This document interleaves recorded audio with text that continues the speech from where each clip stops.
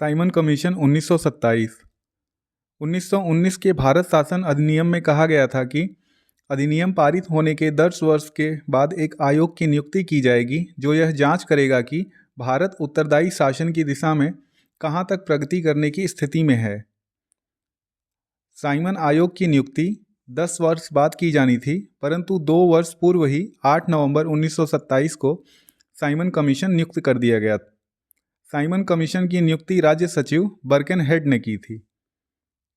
Sir John Simon की अध्यक्षता में गठित साइमन आयोग में 7 सदस्य थे। इन 7 सदस्यों में एक भी सदस्य भारतीय नहीं था, सभी अंग्रेज थे, इसलिए इसे श्वेत कमीशन कहकर इसका बहिष्कार किया गया।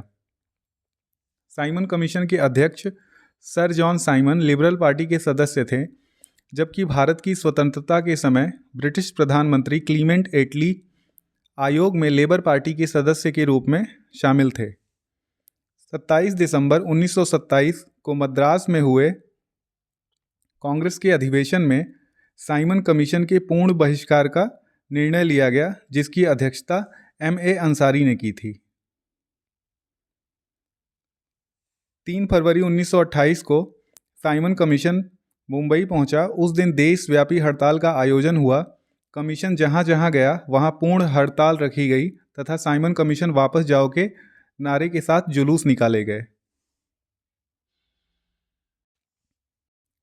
तत्कालीन राजनीतिक दलों में लिबरल फेडरेशन, भारतीय औद्योगिक वाणिज्यिक कांग्रेस, हिंदू महासभा, किसान मजदूर पार्टी, जिन्ना गुट आदि ने साइमन कमीशन का बहिष्कार किया। संपूर्ण भारत में इसका विरोध हुआ।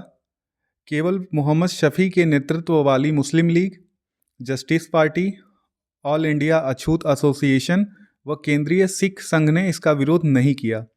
1928-29 के बीच आयोग ने भारत की 2 बार यात्रा की तथा अपनी रिपोर्ट मई 1930 में प्रस्तुत की, जिस पर लंदन में आयोजित गोलमेज सम्मेलन में विचार होना था।